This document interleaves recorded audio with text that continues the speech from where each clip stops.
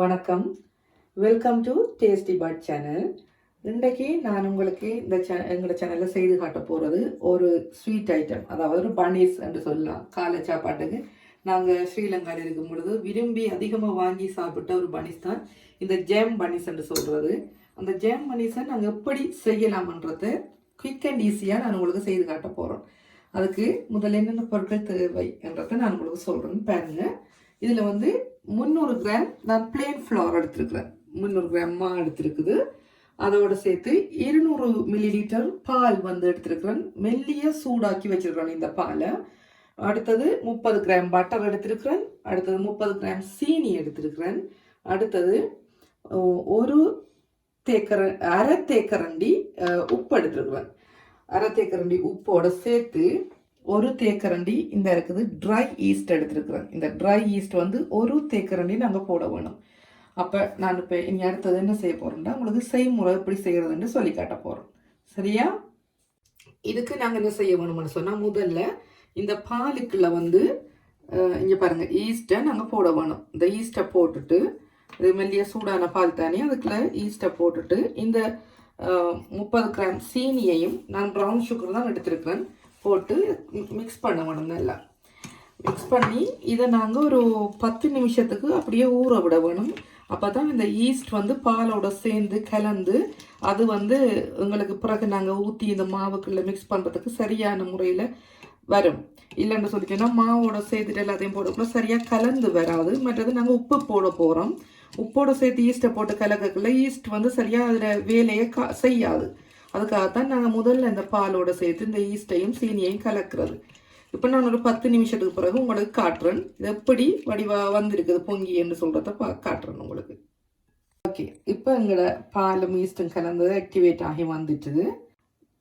இப்போ நான் மாவுக்குள்ள இந்த மாதிரி உப்பையும் போட்டுட்டு அடுத்ததை நாங்கள் எடுத்து வச்சுருக்கிறோம் அந்த 30 கிராம் பட்டரையும் போட்டுட்டு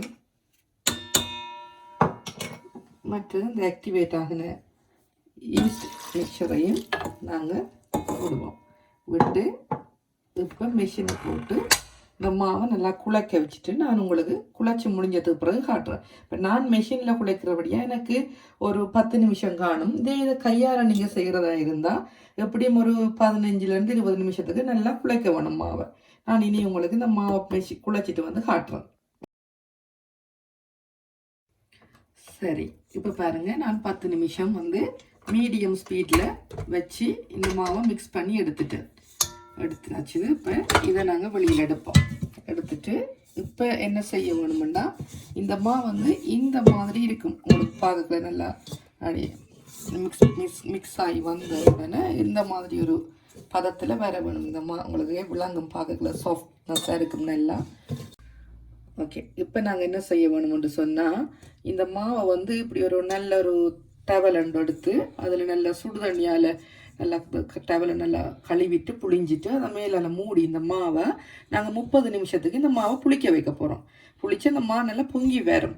அதுக்கு நான் உங்களுக்கு ஒரு டிப் என்னென்னா சொல்ல விரும்புகிறேன்னுடா, அதை எடுத்து நீங்கள் அதை என்ன செய்ய வேணும்னு சொன்னால் இந்த மாவை நீங்கள் வெளியில் வைக்கக்கூடாது. நாங்கள் குளிர் நாட்டில் இருக்கிற நாங்கன்னு சொன்னதால் இதை எடுத்து நீங்கள் அவனுக்குள்ளே வைக்க வேணும். அவன் லைட்டை ஆன் பண்ணிவிட்டு வச்சு விடுங்க. வச்சு விட்டிங்கன்னா அது உங்களுக்கு சரியான அளவுக்கு புளிச்சு சரியாக பொங்கி வரும். அப்போ நாங்கள் இப்போ அவனுக்குள்ளே வைப்போம். சரி, இப்போ பாருங்கள் நாங்கள் சரியாக அரை மணி நேரத்துக்கு பிறகு எங்களோட மாவை பாருங்கள் இப்படி புளிச்சு ஊதி வந்திருக்குன்னு பாருங்கள். இப்படித்தான் வர வேணும் இந்த மா உங்களுக்கு சரியான பதம் பண்ண இப்படி வரும். அப்போ நாங்கள் இப்போ என்ன செய்ய போகிறோம், இப்படி கையை வச்சு நான் கை வச்சு தான் செய்ய வேணும். கையை வச்சு எடுத்து இந்த மாவை என்ன செய்ய வேணும், நாங்கள் இப்படியே வெளியில் கொண்டு வர வேணும் மாவை.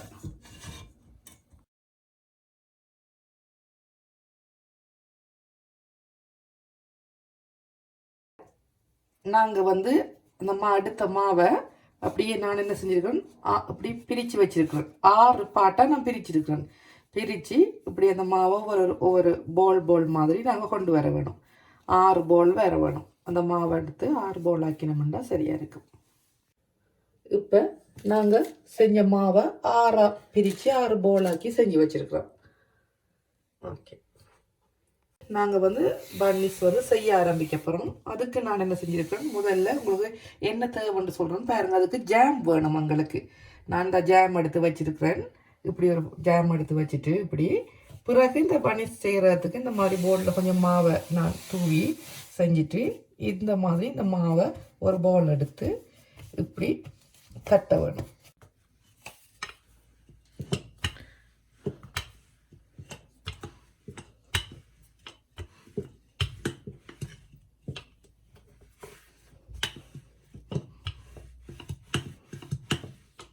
இப்போ நாங்கள் வந்து இப்படி ரவுண்டாக ஷேப்பாக இந்த ரவுண்ட் ஷேப்பில் இதை நல்லா எடுத்து வச்சுருக்கிறோம்.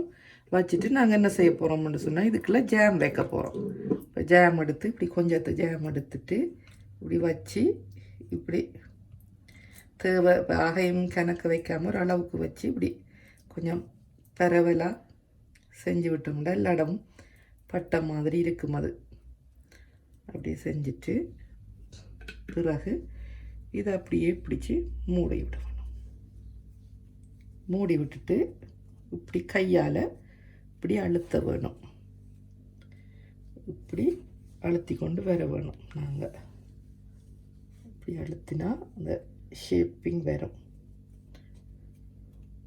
முதல்ல அழுத்த வேணும். அதுக்கு பிறகுதான் மற்ற மாதிரி அதை வெட்டி போட்டு அமர்த்துறது. அமர்த்த வேணும். இப்போ நாங்கள் அமர்த்திட்டோம்.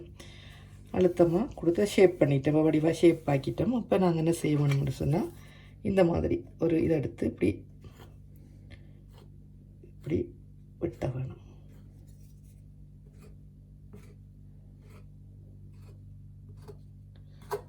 இப்படி வெட்டிட்டு கையால் இப்படி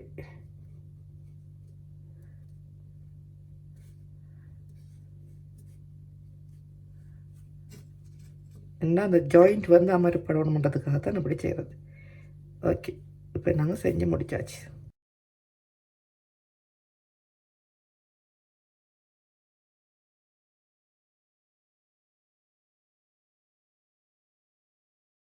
ஓகே, இப்போ பார்த்தீங்கன்னா தெரியும் நான் எல்லா பன்னிஸையும் செஞ்சு முடிச்சிட்டேன். செஞ்சு இந்த அப்படி இந்த மாதிரி எல்லாத்தையும் அடுக்கி வச்சுட்டேன்.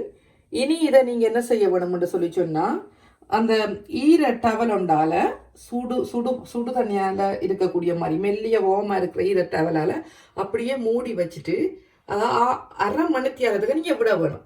அரை மணித்தியாலம் கழிஞ்சதுக்கு பிறகு தான் நீங்கள் எடுத்து இது அவனுக்குள்ள வைக்கணும். ஓகே, இந்த நேரத்தில் நீங்கள் என்ன செய்ய வேணும்னு சொன்னால் உங்களோட அவனை வந்து 150 செல்சியஸ் 150 டிகிரி செல்சியஸில் வந்து ப்ரீஹீட், அதாவது அவன் வைக்க முதல் பனிஸ்லாம் வைக்க முதலே இந்த அரை மணித்தியாலத்துக்கு அதை ஹீட் பண்ண விட வேணும். இப்போ பாருங்கள், அரை மணித்தியாலத்தால் நாங்கள் செஞ்சு வச்ச எல்லா பனிஸும் வந்து இப்படி வடிவாக ஊதி நல்ல அழகாக வந்திருக்குது. இதுக்கு நாங்கள் இப்போ என்ன செய்ய போகிறோம், எக் வாஷ் பண்ண போகிறோம். எக் வாஷ் நான் ஒரு முட்டையை எடுத்து இப்படி அடித்து வச்சுருக்கிறேன். வச்சுட்டு இப்படி எடுத்து நாங்கள் இப்படி மேலால் பூச வேணும். பூசி விட்டிங்கன்றது நல்ல அழகான ஒரு ஷைனிங் கொண்டு வரும். இப்படி பூசி காட்டுறோம் பாருங்க. இப்படி பூசிட்டு இப்படியே எல்லாத்துக்கும் நீங்கள் பூச விடணும். ஓகே, இப்போ பார்த்தீங்கன்னா நாங்கள் எல்லா பன்னுக்கும் வந்து போட்டுட்டு எக் வாஷ் பண்ணி முடிஞ்சதுக்கு பிறகு இந்த மாதிரி கிறிஸ்டல் சுகர் மாதிரி இருக்குது. இதுக்கு மேலால் தூவுறதுக்கு இதுதான் எங்களுக்கு இங்கே கிடைக்கிற கிறிஸ்டல் சுகர். இதை நாங்கள் இப்படி தூவி போட்டு எல்லாத்துக்கும் இப்படி தூவிட்டு பிறகு அவனுக்குள்ள நாங்கள் ஏற்கனவே ப்ரீ ஹீட் பண்ணியிருக்கிறோம் 180 செல்சியஸில். அதில் வந்து ஒரு 12லேருந்து 15 நிமிஷத்துக்கு நீங்கள் வச்சு எடுத்தீங்கன்னு சொன்னால் சரி, அவ்வளவுதான். அது வடிவாக கோல்டன் ப்ரௌனுக்கு வரும். அப்போ நீங்கள் இறக்கி எடுத்தீங்கன்னா சரி. நான் இறக்கிட்டு உங்களுக்கு காட்டுறேன்.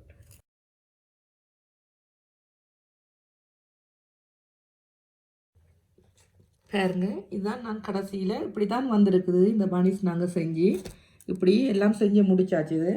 நீங்களும் இந்த ரெசிபியை பார்த்து செஞ்சு பாருங்க. ட்ரை பண்ணி பார்த்துட்டு கமெண்ட்ஸில் எப்படி வந்ததுன்னு சொல்லி எனக்கு சொல்லுங்கள். சொல்லிவிட்டு மறக்காமல் நீங்கள் எல்லோரும் இந்த வீடியோ பிடிச்சிருந்தால் லைக் பண்ணுங்கள், ஷேர் பண்ணுங்கள். எங்களோட டேஸ்டி பட் சேனலை வந்து சப்ஸ்கிரைப் பண்ணுங்கள். மறக்காமல் பக்கத்தில் இருக்கிற பெல் ஐக்கானை ப்ரெஸ் பண்ணிவிட்டு கமெண்ட் பண்ணுங்கள். தேங்க்யூ ஃபார் வாட்சிங்.